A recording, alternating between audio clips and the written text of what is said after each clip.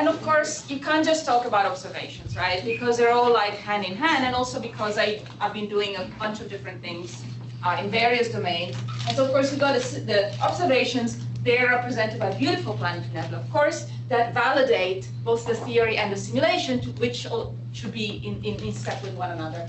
And everything has to be pumped into the population synthesis, which make use of all the knowledge to synchronize the populations and give us predictions such as type 1A rates, for example.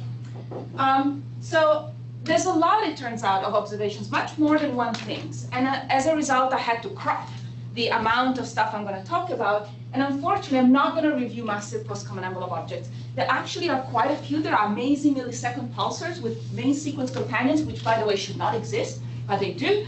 And I do not know very much about it, so I decided just to leave them aside and stick to the low mass material that I've been working with.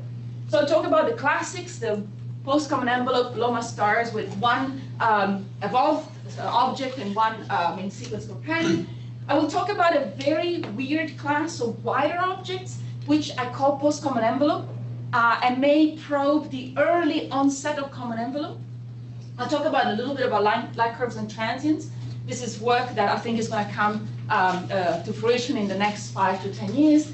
And I'll talk about the nebula and jets that we do see that are common envelope that also can impose some constraints. So let's start with the longest part of the talk, which is this plentiful database of detached, close, single degenerates, which imply one common envelope event of low intermediate mass stars. So what do they look like, and how do we find them?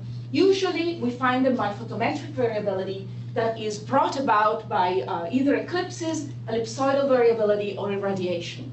And here, there's a couple of examples. Here you have the irradiation effect plus some overlapping eclipses. Here you have irradiation effect as well as ellipsoidal variability that gives you 2 cycles of variabilities for one period. And you see it here in unequal troughs. So this is how we find them. And what we would like to do with them is find the parameters of the object today, such as the core mass, core because it was the core of the giant, is today's primary, and the secondary, and the final separation, post-common envelope, which is today's separation. And then with some magic trick, you can invert these quantities and determine how the system looked like before the common envelope that will give you envelope masses and initial separations and things like that. And if you do that successfully, then you can derive the alpha of the famed alpha common envelope equation. Now, you can argue that this equation is not what we want to have, and I will argue that it's not what we want to have. But I'm just using it here as a parameterization that we are using today, and the population synthesis are using to do a lot of stuff. And so either we give them a good alpha that works, or we give them a new equation that works. So how do they do it? Well, the population synthesis folks say, well, I have my families of binaries. I know everything about them, their primary, the secondary, and so on. What I want to predict is the final separation. And to do so, I need to invent an alpha, or I need to ask you guys who do other types of work what alpha is. And this prediction is fundamental because if it's little, you're going to get, say, mergers more readily and a higher rate of, say, type 1a supernovae. Or if it's larger, you might never merge. And this is also true for gravitational wave producers. It's really important to get to connect to those phenomena. So let's look at the system that we are trying to invert in order to get this alpha. And here's the system today, and here's the system at the time of common envelope. Now today we can measure, I say measure in inverted commas because of course everything is model dependent, but you can find the masses of the 2 stars, the periods and final separations and other things such as orbital parameters. And then you do some magic by using the laws of physics and the laws of the stellar structure and evolution, and from these numbers, primarily this number, you determine what it looked like at the beginning. And what you want is the primary and radius of the star, and that will do the trick. So people have been at this for quite a while. There's been a lot of people involved with the Sloan Digital Sky Survey, and this is one of the key papers. This is what the spectrum of these binaries look like. If you have a white dwarf, even a late M star shines through, and you're lucky because you can fit and get spectral modeling, and that gives you a half-decent idea of what the masses are now. There's a lot of caveats, like they don't really have the distances. Gaia will help. At the moment, they just do main sequence fitting. There's a lot of issues with that, and they have actually relatively large error bars. So even the measurement, what you should be more sure about, is not as great as you think.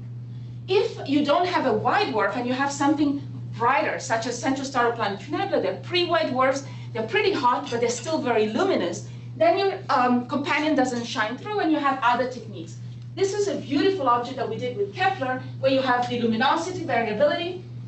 You presume it's a binary, so you go after it with radial velocity, and you find that it is a nice binary. And then you have a spectrum, so you can do log-GT effective for the primary.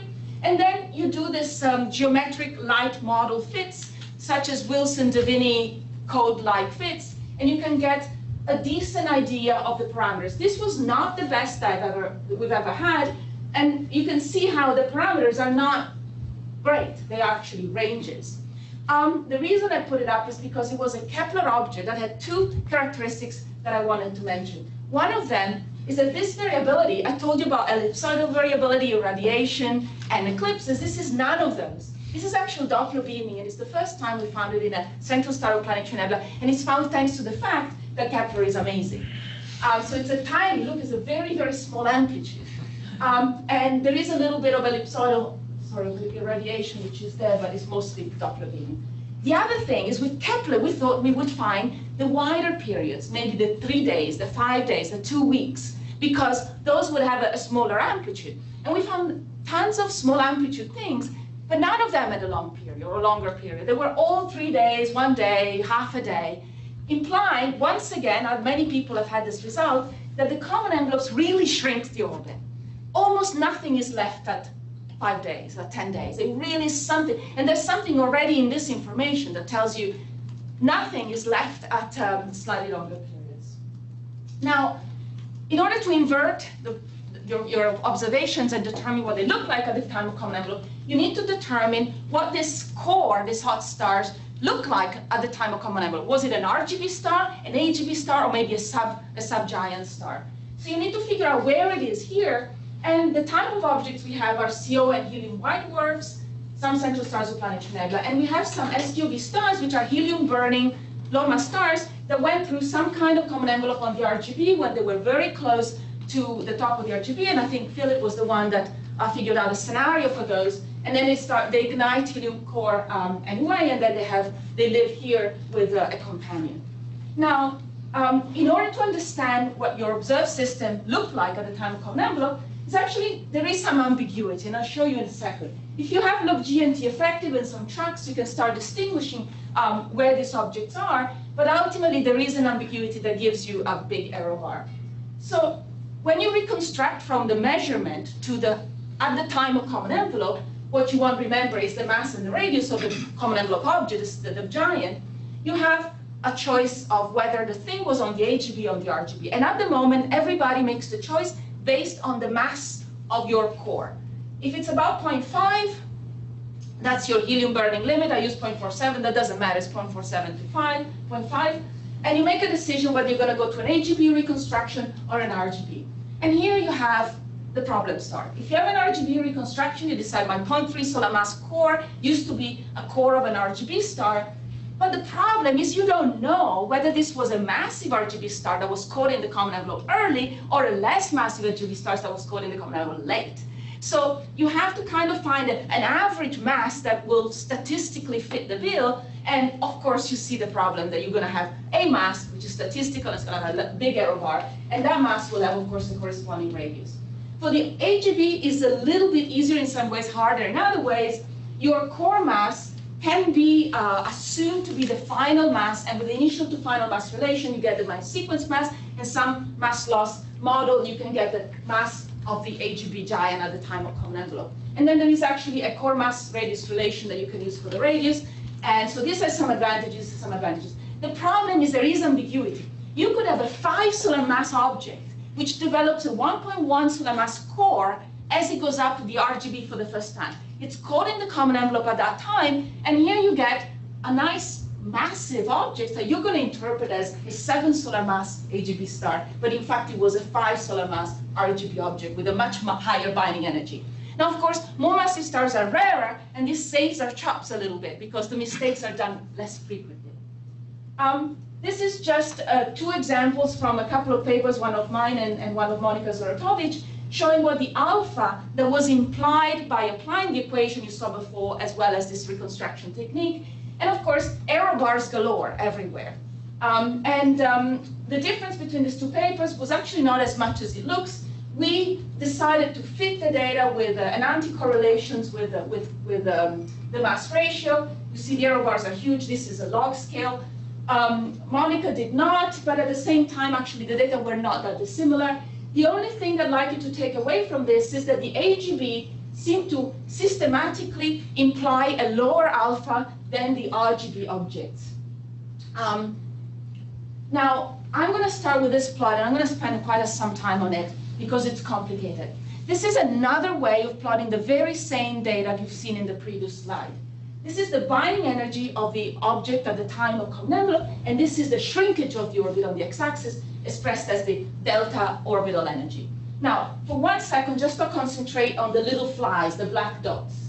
The round ones are the RGB stars, and the triangular ones are the AGB stars. And if I just highlight the areas they occupy, you see what we've seen before, that the RGB stars imply a larger alpha than the AGB stars. And actually what this also means is that for some reason, the AGB stars with a lower binding energy, we all know they do have a lower binding energy, don't seem to shrink less. If they shrank less, they would be up here and they would be forming a more coherent picture. They rather seem to be quite special. These fluffy envelopes with low binding energy still manage to get this in spiral to shrink quite a lot. Now, this is kind of the only thing I'm going to say about the observations, which is what I just said before. Let's take a look at the colorful dots, which are all simulations. They're not all the simulations we have, they're just a subset. Let's start with this crosses here, which are Natasha's paper, what's his first name? Jose. The 16 paper. These are the simulations that unbind the envelope. So I felt, fair enough, I can put them on this because they unbind the envelope. And they imply high alpha, which is also what I believe the paper of Natasha says in a slightly different way. And we were kind of happy to leave them there. I also would notice that they kind of cut across the RGB observations. These were RGB stars, so nothing unusual there.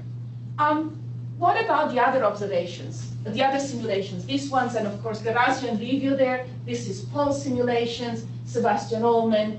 These are ours. This is Luke's, and this is a kind of an aggregate of the Santa simulations.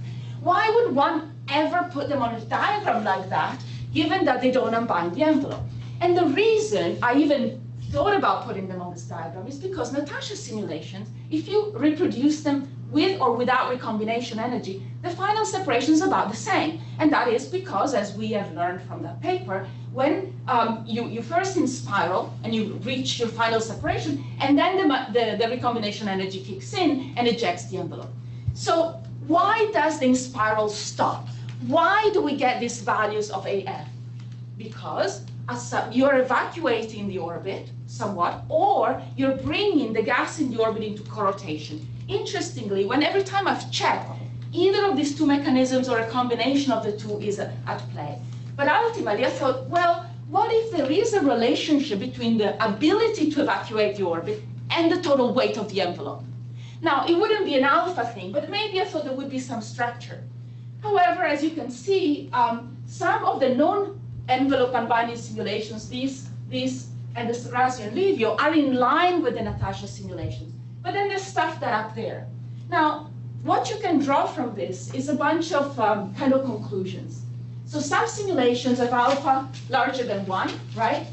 And you can say, well, of course, because they don't unbind the envelope. So if you did the delta E binding, they would come down. However, there are simulations that don't unbind the envelope that are very much in line with that trend. And the reason is that the problem with this E binding is that we always look at the binding energy, which is an average binding energy of the whole envelope. However, that can be made up of, say, a bound part of the envelope and an unbound part of the envelope, where the unbound has positive energy and the bound has negative energy, and on average, you have an unbound envelope. So this just highlights the problem that this equation does not very much represent what's going on in the simulations. So if you think about it, maybe it's better to think about the in-spiral, where you have many delta orbital energies, so many little payloads of energy delivery, each of which has a different alpha, and each of which will overcome or not the binding energy of that shell, where that shell can be either ejected like crazy. In fact, in all simulations, we see the initial plume being ejected at very high speeds, or in other cases, as you go in, you might not eject, but you're lifting and evacuating the orbit and determining a final separation. So how do you describe that? How do you compare it to the observations that give you such a simplistic view? So the problem is what gets unbound, what speed, when and how the orbit stabilizes must depend on the structure of the envelope and not just on the total binding energy or its weight. And it's very hard to find, at least for all simulations, some kind of story that can be depicted with the simplistic comparison we've seen before. Now, one more item. This is something that really gets me going. This is Eric Sandquist's simulation, okay? It was a simulation, actually it's the only simulations that do not do low mass RGB stars. They did slightly higher mass AGB stars. And I worked with Eric, and this code at the beginning was my first paper. And so I started here.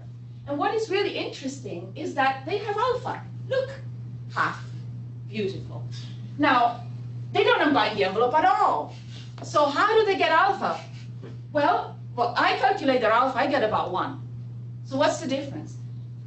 You reread this paper, I must have read it 100 times. And every time I reread it, I find something new in it. For some reason, it's just creeping in. And what they did, they took the binding energy of the stuff that was unbound. I'm not sure how you do that with grid codes, but let's assume they used the shell of the stuff that was unbound. And then they compared it to what I believe to be the total orbital energy, which doesn't actually make much sense, because you perhaps compare it to the delta orbit of the beginning when you're actually unbinding the stuff. So these numbers are in the Zorotovich paper as a comparison to theory, okay? So I mean, how do you define the envelope? Well, that's another thing, right? What's the core? Yeah, I mean. Yeah, that's right. It's a stellar evolution theory way, and there's this way. But what they unbind is a tiny amount, right? It's right at the top. So, and of course they're clear about it. They do explain what they do, but then people just will use it as the usual alpha. Now, Jason will talk about his paper, but I would like to just say one thing. So this is a novel and different way to get alpha using 1D stellar structure, no observations and no simulations. So he does some kind of magic and decides how in each of his stars, the in-spiral, it will tell you about it, I don't want to steal his thunder too much, how the in-spiral arrives at the final separation. And it tells us that convective regions play a role in that they transport energy out on very short time scales and hence give you low alpha. And here alpha looks like a zebra with different mass stars behaving very differently with very different alphas. Now, I took home 2 things from his paper. The first one is stellar structure matters because it redistributes the efficiency of the spiral, in this case through convection. The other one is, this is not the same alpha that we have in simulations, because the simulations are adiabatic. They don't leak, right? So this alpha is through radiating out or transporting energy out by convection or radiation. Whereas the alphas in simulations are more ejecting stuff too fast, wasting energy by the beginning of the plume. So we have to be very careful with this alpha number. Now, going back to the population synthesis, we all know how it works.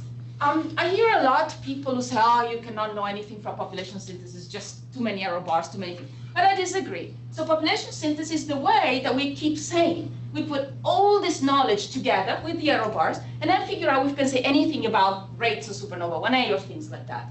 So every time, when I used to work in single stars, every time I saw this, my eyes glazed over, because there's so many combinations, right?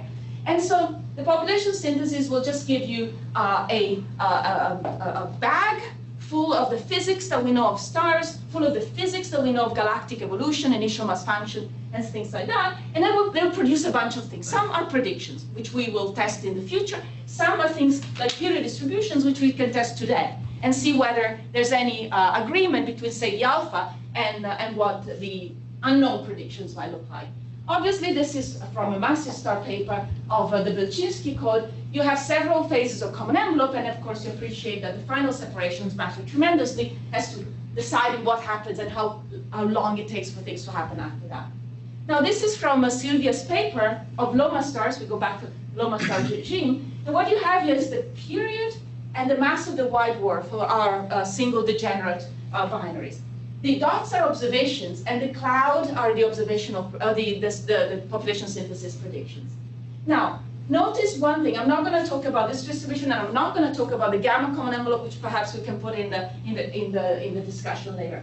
All I want you to see is that predictions say there are systems up here with periods of 10 days to 100 days, right?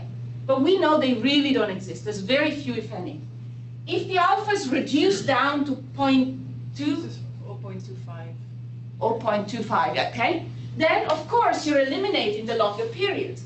However, I would like to see a histogram of this rather than a cloud, because I think there's still quite a prediction of longer periods, even with low alphas. So we still have this issue that these systems shrink too much by any theory, any alpha you want to have.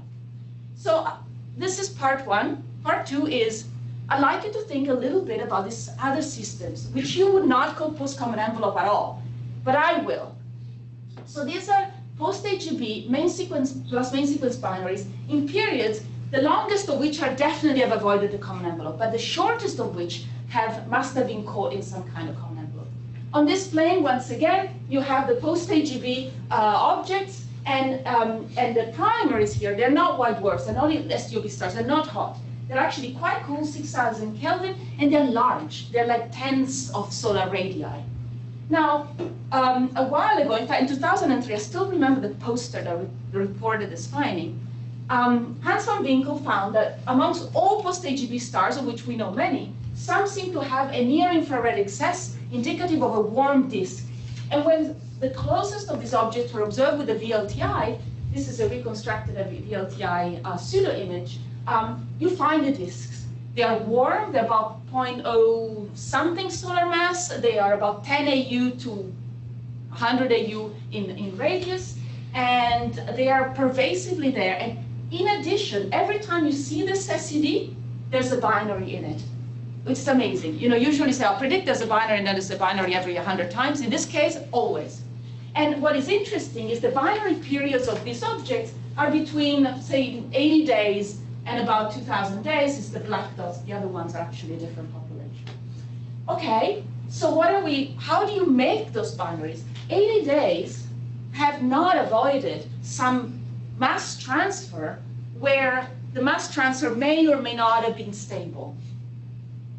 This is my picture of what they look like. They're actually detached, even if this is very big, with these distances, and they are inside these disks.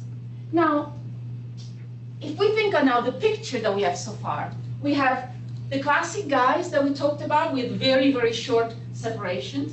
We have the ones that we know some of that are wide, they've not gone through a common envelope, they've picked up some wind maybe, they've done wind-Rostov overflow, but they're really large and widen the periods through mass loss. And then we have these post-AGB guys.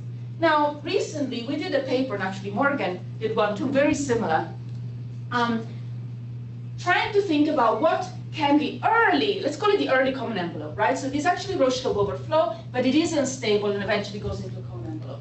What we did here was the same as a simulation of Passis. It's nothing new, except we really took care to model the early phases by giving as much resolution as we could. So do as good a job on the early phases as possible. And what you notice is that this guy loses masses through L2 and L3 and forms a disk. Also, what you notice is that if you take this very same simulation and start it a little bit closer or with lower resolution, the final separation is closer. So from this, we surmise that if you model the Rostov overflow phase, which is unstable but is there for a while, and you model it better, you end up with a wider final separation. In addition, there was a result literally 3 months ago that tells us that these objects have a Q of about 1. That tells me that this should not be unstable mass transfer. It's almost stable, but if the object is an AGB, the AGB is not stable. So who knows where this Q is going to, what you really can have, even with a high Q ratio, when you have an AGB star. So the question is, can we put the Q up in here, model the Reuschel-Borman flow, create a better disk and a weaker common envelope, and be left at the separations that we observe? Question mark. Third part, the transients. Of course, we'll talk about intermediate luminosity red transients. They're being called all kinds of things. No matter what you call them, the referee will say, oh, that's not a good name. Red novae, you will pick your own favorite. This is a Mansi diagram from a while ago, and of course, we all know that between the nova and the supernova, there's a space that used to be sparsely populated, and today has a lot more objects.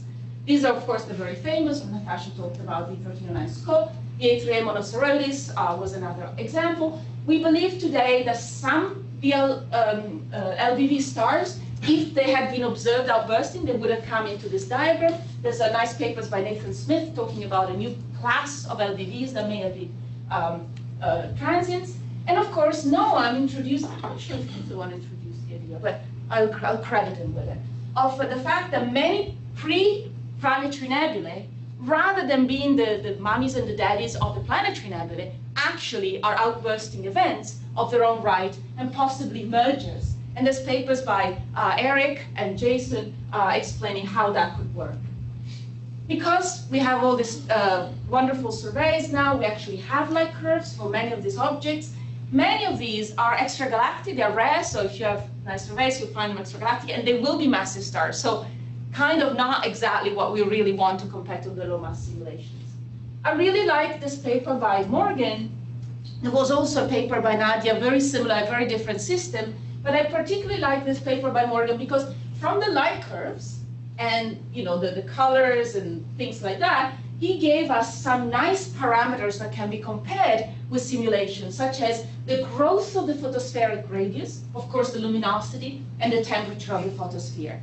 I particularly like this because in the meantime, I've been trying to do the light curve like half of the people in this room, and we've done it in a most obvious way to do it at first approximation, which is you take your distribution from 3D, you integrate in, you find a photosphere, and of course, because you got the distribution of stuff, you know everything. You know the photosphere is, you know what the temperature is, so you can do a first approximation. Now, it turns out it's harder than that. You can locate the photosphere and monitor its growth over the initial phases of the common envelope. Something that could be, these are very different systems, but you can compare it if you do the right simulation. What you can't do with this method is do the light curve, because you can go in the cell where your photosphere is, and you can check what the temperature in that cell is, but then you realize the cell in front and the cell behind have such huge temperature gradient that you're going to be off by 1.2, 1.3, 1.5, and of course, if you're off by that in temperature, luminosity is going to be off by a lot more. So this I-band light curve has huge error bars. And obviously, this is not a good method to do it. But this is not bad, because the photosphere is located relatively precisely within a cell, which is pretty decent.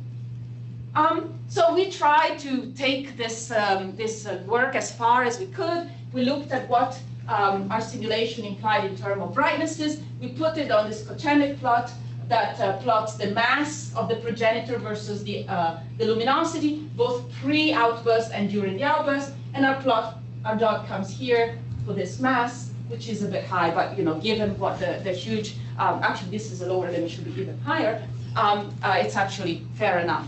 But we stopped here. And I'm assuming in the next 5 years, somebody in this room will have taken this to the next good step.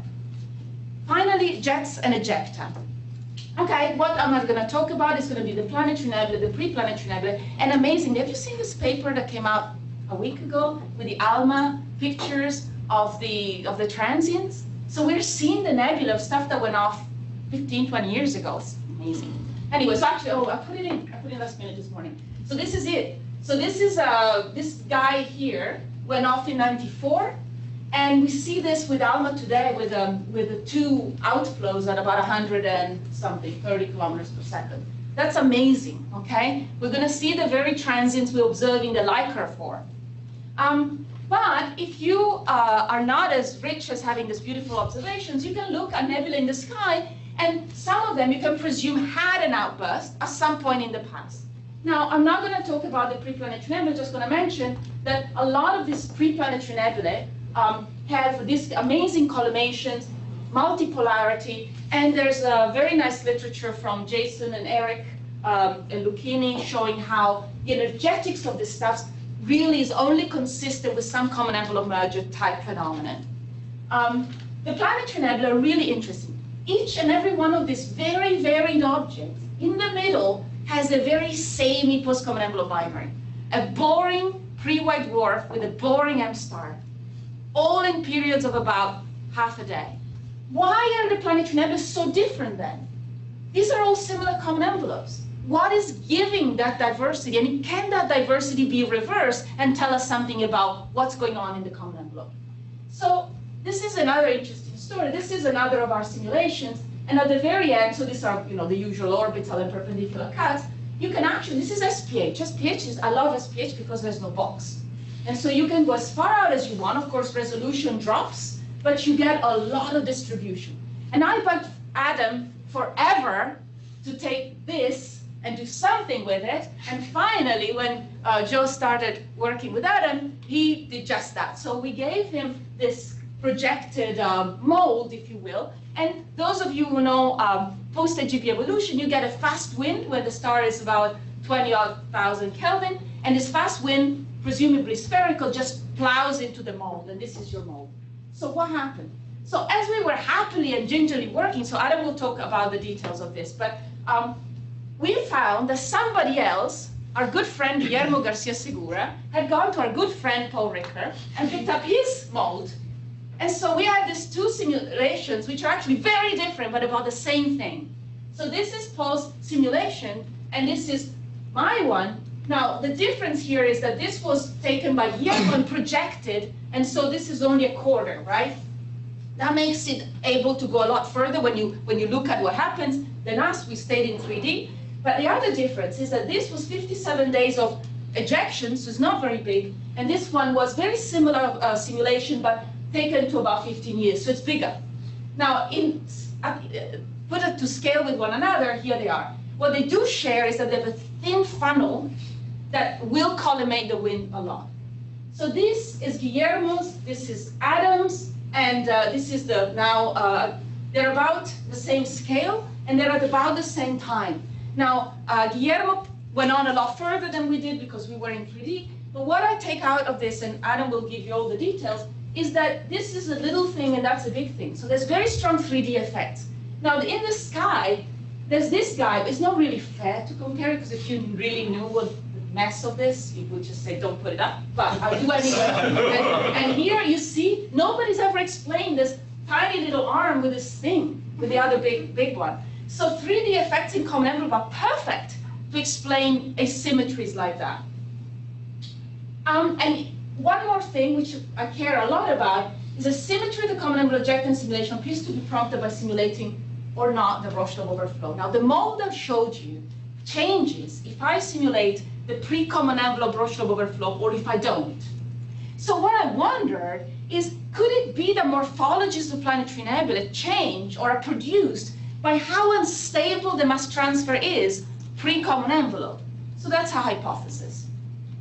And the last little item is jets. No one paid me to say jets a lot in this conference. Okay, so I'll say jets again. These are not quite the jets no one wants me to talk about. He wants to talk about jets inside the common envelope, and I'm sure we'll have plenty of discussions. These are different. These are, you cannot see them here. There's one here and one there. These are the planetary nebula collimated outflows.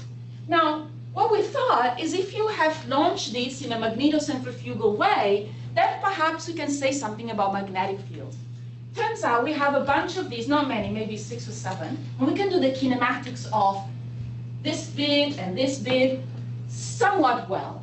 And what we can tell for these two objects is that the outflows predated the common envelope by not very long, by potentially centuries. And that tells you that perhaps this was a Rochdale overflow type jet that happened before the common envelope.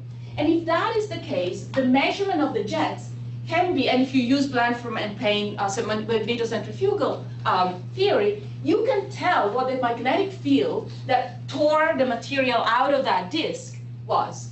And for these, it comes out at about a Gauss.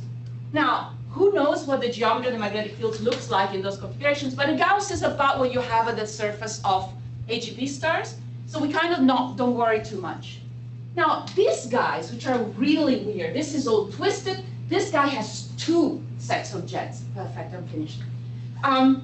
These ones, you can actually tell that these jets were formed after the common envelope ejection. In fact, in this, there's a beautiful paper by Martin Guerrero that shows how they pierce through the envelope. Now, if they were formed afterwards, I saw this, and I thought, ha, this is fallback of material onto the binary, and one jet is 500 kilometers a second, the other one is 100, perfect, one is a kind of more compact object, the other is a main sequence star, and great. You can see fallback. It doesn't actually work that well if you really look at all the observations, but what you can tell is that the kinematics of these jets, if indeed they come after the common envelope, they imply a magnetic field which is a lot stronger than for the other 2 objects, more like 100 to 1,000. The error bars are large, but this is quite, within that range. Definitely not 1 Gauss. You can't make these with Blanford-Payne theory and 1 Gauss magnetic fields in the inner rim of those disks. Now, I assumed from its tomb the Regos and Taut paper, which talks about common envelope magnetic fields, and used their formulae to figure out what type of wound magnetic field you might get in the common envelope, and it comes up to be ballpark this. Now, the question is, there's a lot of questions. First of all, Sebastian did a wonderful simulation with magnetic fields, but the magnetic fields that he was looking at were the magnetic fields in the disk around the companion as it goes inside the common envelope, not the alpha omega big magnetic field. So we still don't know whether that is there, whether it is wound as per Regos and Taut, and if so, whether it is dynamically important. However, I would say these jets are consistent with a relatively strong magnetic field. Again, if you can really think for a second what configuration you have in there at that time, it's complicated. It's not as straightforward as I'm making it out to be, but can we just start with that? And so my conclusion, parametrization of the final separation, this is really what we want. How to do it is not clear, and the alpha equation, I think, is looking less and less promising. Individual wider binaries, I think there's promise there to see whether we can probe the interface between the stable and unstable mass transfer. Transients and light curves, well, of course, this is going to be fantastic. It's going to be compared with, there's already lots of work going on. Nebula and jet, I think they tell you a lot about, again, ejection timing and potentially that pre-common envelope phase in the shape of the planetary nebula, whether or not it's more or less symmetric. And of course, the jets potentially can probe magnetic fields. And I think I'm done.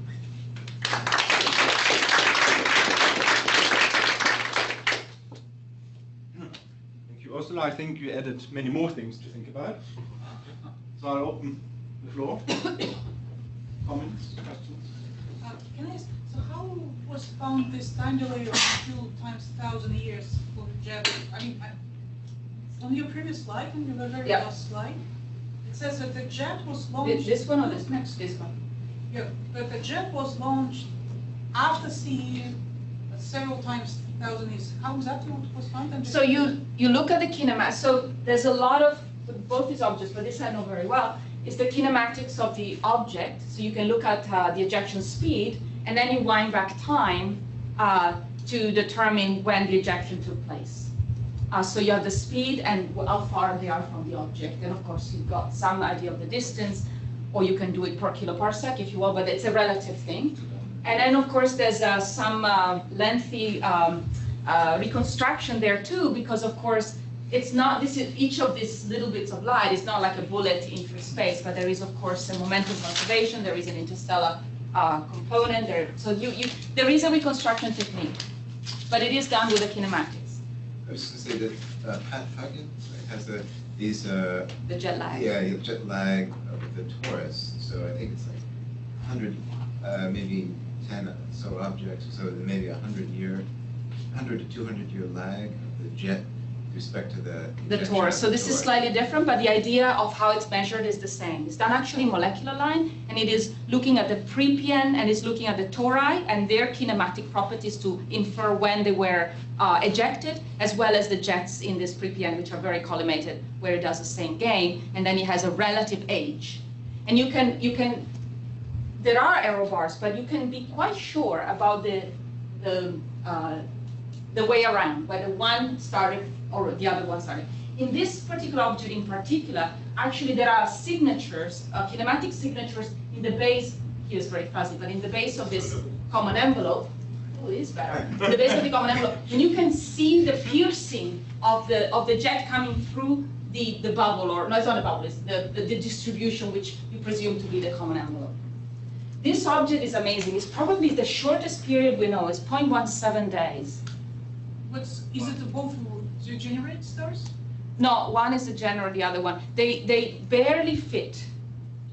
I'm just curious because I mean it could be just the next episode of a mass transfer, not necessarily the consequence of a common envelope itself. I believe it's been observed, and there is no flickering. There's no indicator that they are not detached. What's the current period? 0.17 days. So that actually, if you look at the size, pretty small. No, what I mean is that after the common envelope, the core expands and then recollapses, and then it issues the short-term mass transfer event, but it's not the. That's right, I That's totally what I agree. mean, it's effect from the core, it's not effect from the bounce. That's right. So I can say two things. One is that the observations are quite clear-cut of that central star, and there's no evidence that they are in mass transfer phase. But the other thing is that I would agree with you, something's needed, because if you actually look at how tight this orbit is, there's no way if it's a disk, right? They're so close. Now, this thing was ejected a while ago, so something could have changed, but not the orbital separation. So I don't really know how to do it. If you actually look at all the numbers, there's no easy scenario you can surmise. So you mean the companion is almost filling its Roche level? Yeah, it's very close. Yeah, but Very for close. non-degenerate cores, we know that they expand on the terminal time scale and then collapse back. And during this expansion, then K issue the terminal time scale mass transfer, but they don't have to be in the terminal time scale mass transfer now. That's right. So, okay, I like that. Like that. So there's something happened exactly as you say, and then now they're not overflowing anymore, but not long ago. What I love about this object is that whatever we talk about has happened in the last anything between 500 and a few thousand years. Right? It's really fresh. What's the closest to the binary that you have evidence for jet? I mean, that would give you some. I think this is the closest period. No, like if it was transferring mass, producing a jet, and then it turned off, like the end of the jet, and that distance tells you something about. Yeah, it's hard to tell where the end of the jet is because it's going through, and I think you lose the base. Right. So I always say, kinematics is easy, but if you look at the papers that do it, you realize that just like measuring masses. Rüdiger. So I have one comment on the question about the magnetic field. So like in Sebastian's simulation, we essentially just switched on the magnetic field, and we are like running with full magnetohydrodynamics, right? So the beauty of this approach is that you don't need to make any assumptions which dynamo may go on there or not, right?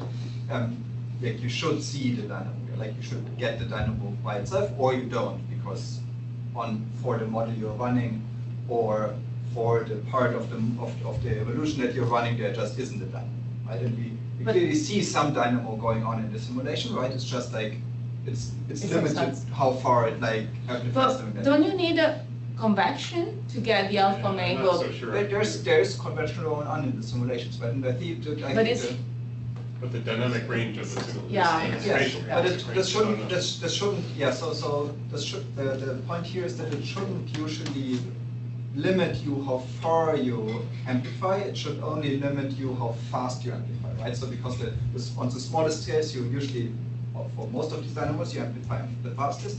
And so if you clearly are saturated because something sets the magnetic field strength you reach, that's not the time you have to get there, which is in our simulations clearly the case. You can usually be reasonably confident in the final strength of the magnetic field, right? You might have gotten it faster if you have higher resolution, but you usually shouldn't. Go beyond saturation. You saturate to the same value because the saturation is usually given by some kind of like larger scale property, like how much shear you actually have or something. And so the question then would be, if you assume that there are cases where there's like a stronger effect of the magnetic field, would you expect this to come from like early evolution that we don't have, or would you expect this to come from the like an interaction with the cores itself that of course we also don't have because our cores are just point particles, or would you expect this to something else that we are kind of physically lacking in the simulation to give some more effect?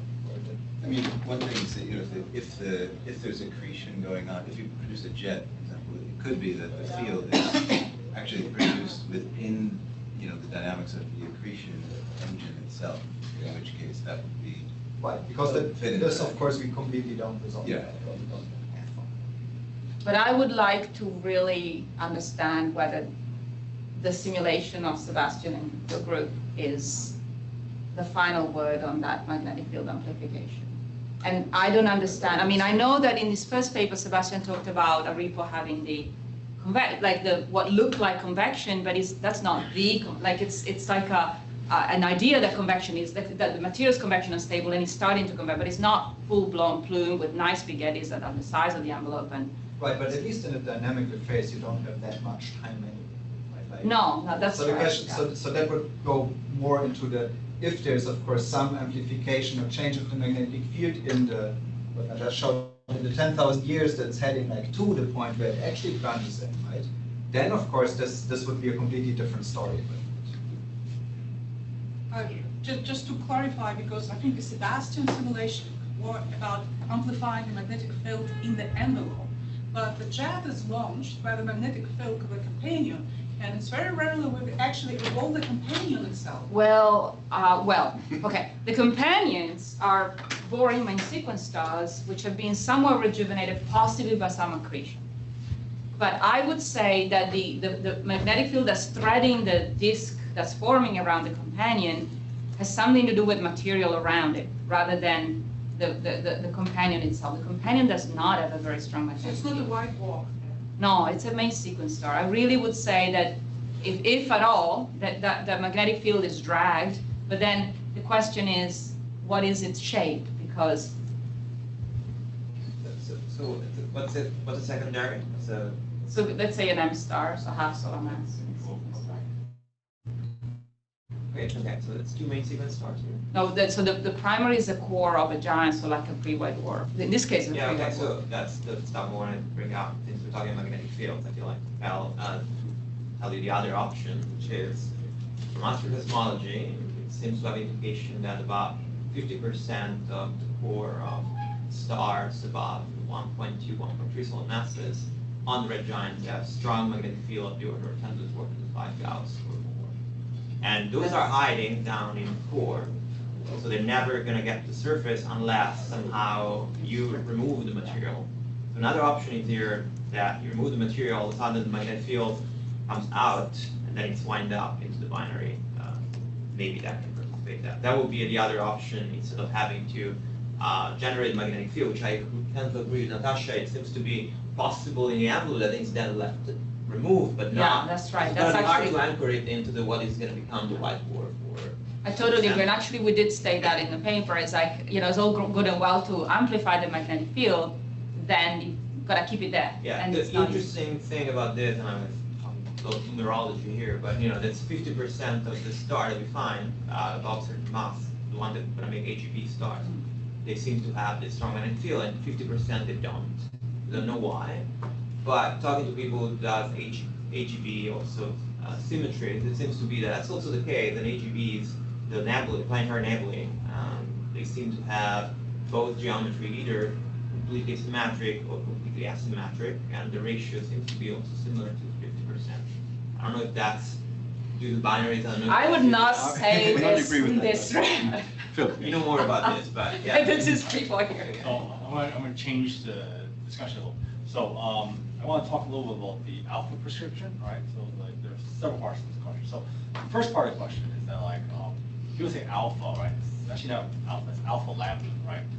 So the question I have is like basically how. Only if you use the lambda formulas. Yeah, so If lambda, you use the lambda formulas, this was just alpha. Right, so it's just alpha. So you ignore the lambda. Lambda is just one. No, you fit it You fit, to right. whatever star you think you got. Okay.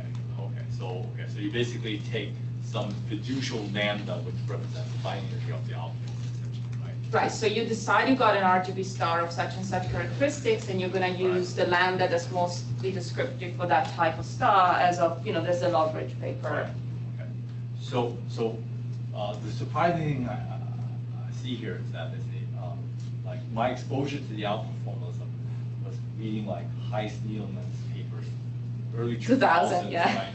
Where he was fitting all these white dwarf binaries, and he found that these alphas, which are ridiculously large, right, like 2 to 4 to 8, right? And now you're telling me that alpha is like 0.25, right?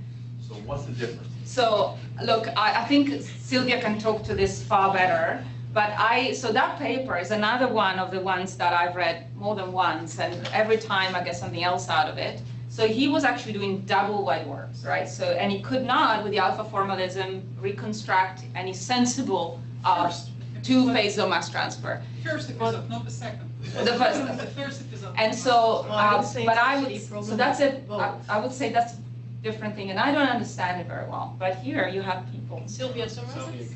No, because it was a point that I wanted to raise. So we can talk for a long time about the first phase of mass transfer for the double white dwarfs, but if for a second we can focus on that second phase, and Gijs indeed found an alpha lambda by reconstructing it about 2. And now, if you look at the results from Ursula and from Monica, From everybody. It's not reconstructing, just- Yeah. no, but just from the reconstruction method, Yeah. you find something that's an order of magnitude lower. And I don't understand where this is coming from, because it's pretty much the same mass white dwarfs, it's pretty much the same progenitor mass ratios. Okay. I think it's an interesting I may comment a difference. lot. Sorry? I may comment a lot. Just a short comment. We can discuss short in more comment. detail later. So the first episode of Masterson most likely was not unstable, so you can forget Yeah, about but the for alpha. reconstruction, the first phase doesn't matter, right? If you Yeah, just so, focus on the second one. speaking about the second, the question is what lambda is, and how far into the core you will calculate your binding energy, right? So the place where you make a cutoff, really important, because binding energy changes very sharply as you approach the core. So the question is where you make that stop, and it can make difference. Yeah, and we all discussed that, and there's been you can use different parameters, and you can see the difference it makes, which is large.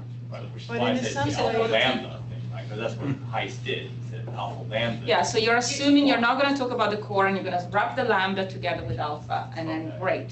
So in that sense, it's independent of the model that you used, which might actually give rise to a better comparison because you're not dependent on different ways of modeling the lambda. But it's still a question how you get larger than 1, right? Because especially for these were because your helium lambda white could be dwarfs. 5. Exactly. I mean, if you calculate the binding energy, your true lambda could be 5. No problem with But that. this is the problem. If you look at these were helium white dwarfs, and then if you look at the lambda, you expect something between 0.5 and 1. So it still doesn't. It depends on how fine the hydrogen shell you calculate, right? So we should compare. That's the problem. The thing though, to an extent, In your model, if you plot an alpha lambda, if you take out what you get for the lambda, what do you get? What kind of values? well, the lambdas that I have, say for the HEB stars, if you look also at the Loveridge, it's another type of point something, 0.2, 0.3.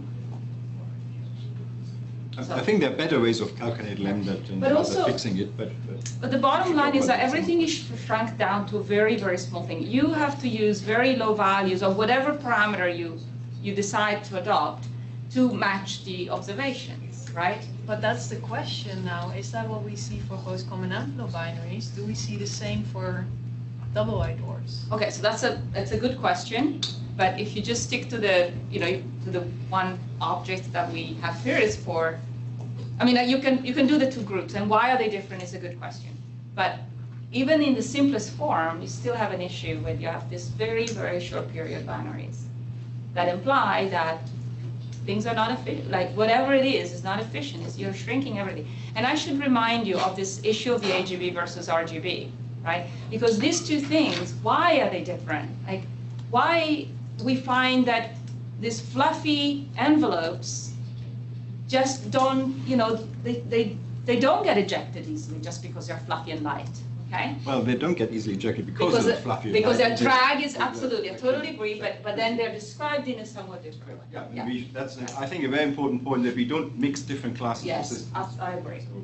Anyway, Adam, you had a question a long time ago. It's about the jets and the magnetic fields. I mean, it's important to remember that we have four, at least three different ways of making the jets. You know, a disk around the secondary after common envelope evolution, a disk around the primary after common envelope evolution because the secondary has been torn apart. That's right, there's four. Actually, there's just the rotation. You can spin up the primary enough during common envelope evolution. So there's the paper that Eric and I did with Sean Mack with the idea that you wind up the magnetic field, and then as the common envelope is blowing material out, you sort of we call it the magnetic bomb. That basically, you know, you'll get that field unraveling or unwinding, and produces a very collimated flows. And then, of course, lastly, during common envelope evolution, there should be a huge amount of accretion going on with the secondary, no matter what the secondary is. So, you know, I think it's important to sort of keep in mind that is the question of where we see the outflows, we see the effective outflows, we see outflows coming from before and after common envelope evolution. But there are multiple routes to do that. And in almost all cases, they're going to need magnetic fields. So I just wanted to throw that out there. Good. So. Yes. I'd like to ask a very simple question. What are actually our problems right now? No, it's theory versus observation. I mean, one thing is very clear. Most common envelope binaries do not have a huge envelope around them. So we need to eject the mass. Fine, that's one issue. The second question is, do we actually have a problem with the inspiral? Because hearing about observation and how you actually calculate it, it's not very clear to me that we actually have a problem there. It's maybe just a problem of how we actually interpret the observation. We don't necessarily have a problem with the inspiral itself. Maybe the inspiral is completely fine. So what you're saying, that with the observations, we got alphas, we got whatever it is, it seems to reproduce. It doesn't fully reproduce the observations. They don't inspiral enough so the observations are too tight, if you will, right? And if you just use that tightness to inform the population synthesis, you're not getting quite the same clear distributions. But other than that, you say, why don't we just happy with that? Well, I mean, alpha isn't really a theory. Yeah, I'm talking about. No, I'm talking about full simulations. I'm not talking about right now foolish. Let's look on full simulations. The inspiral. They have a problem. They don't unbind the envelope. Beside that, Yeah, beside that, okay. That's okay. Second question about the final period. Do we have a problem or not? It's not very clear to me that we have. Maybe we do, but Most of the time, they do not achieve the final period. Mm-hmm. Most of the time, they do not achieve a short enough. How do you know what should be the final period? That's my question. from the observation. Like like if you take the systems that she reconstructs. Yeah, but the Yeah, those are- reconstruction is very, very problematic. But the period itself is perhaps the only thing we're reasonably okay with. Sorry? So the period itself is I would call that a measurement. I think we're No, no. reconstruct. I mean, some systems where we know very well Like the white box. RGB ones, I think. Yeah, that's some of them are constructed really. very well with simulations. Why can we reconstruct it so very well? How do you know? Because we know the period distribution of the progenitors. We know the period distribution of the progenitors. We think we understand RGB evolution and the radius core mass relation. Yeah. And that's all that's needed to reconstruct what the original periods ought to be. And we had a common development with simulations which started with predicted initial conditions and ended with the observed. There's no problem. It's good. So But it's good. it doesn't transfer to AGB stars. Because AGB physics is a little bit more But the problem is that complicated. most simulations don't actually eject the envelope, so you don't really know what the final separation is. So it could be, I mean, in a way, the simulations are compatible with the observations because you're still spiraling in. Your separation can only decrease, and you haven't ejected the envelope yet. So in a way, I mean, just qualitatively, it is possible that you will eject the envelope at a much smaller birth.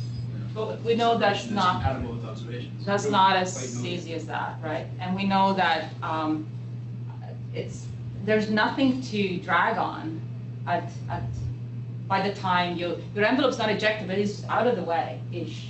Yeah. And of course, it's not gonna be that. And of course, with Natasha's ejection being kind of another business that takes place outside, that's really looking, and so I don't think the final separations in simulations and observations are really the bigger problem. The problem is that you still got this envelope unbinding issue that has to be solved, right, one way or another. And of course, all of the things that have been thrown at it are not 100% going to be it, because the recombination energy may work. Even if it did work as well as Natasha says, it's only at a low mass per cube.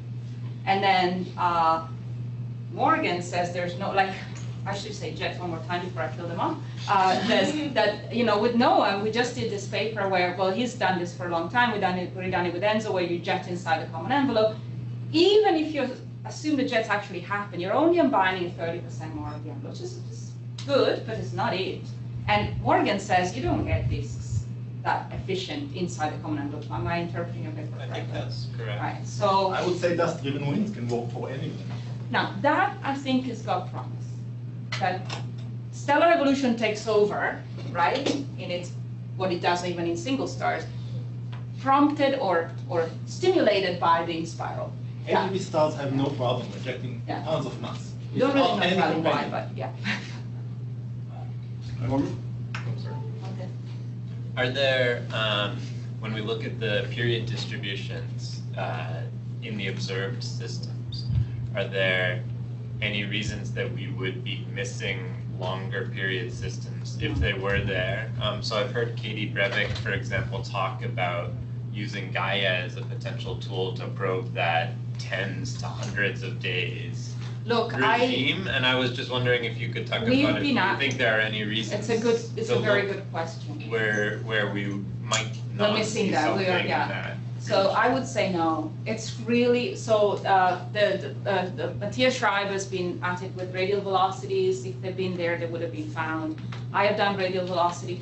There's really not, there's a few, right? There's a couple of PN with 15-day periods, but there's very, very, very few objects with that periodicity. And it's not just missing due to the fact that the amplitudes will be smaller. With Kepler, we looked at and we found tons of small amplitudes, but they were all short periods and had small amplitudes for other reasons.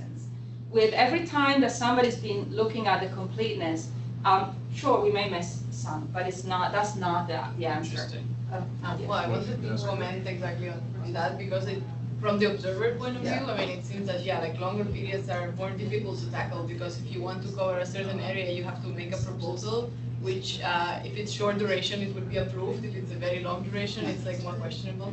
So yeah, my question is like how the progenitors that you discussed were selected, and like what's the considered, because you mean the periods for the post-common envelope systems that you mentioned. So okay, the sloan is from the spectroscopic survey, because they look there 2 or 3 epochs, and every time something moves, they go after it. In the planetary nebula, which I've been after for a long time, we've been monitoring them forever. So we have a lot of negative results as well, right? They have a lot of flatliners. And so we are pretty sure that from the ground, we can't do very well because of cadence. And we are limited to 0.1 magnitude, which seems preposterous. You can do 100 times better than that usually, but if you don't have the right cadence, you're limited to that. And we get about 15–20% of the objects are variables.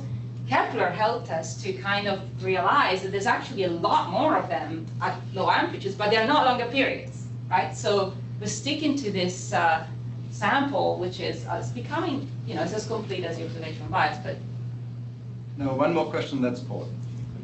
There's more of a comment. So with jets, I think it's important to recognize that jets during common envelope, really the nature of them will depend strongly on the nature of the secondary. For example, with a neutron star companion, we would expect, for instance, hypercritical accretion might produce more of a sort of a wind type of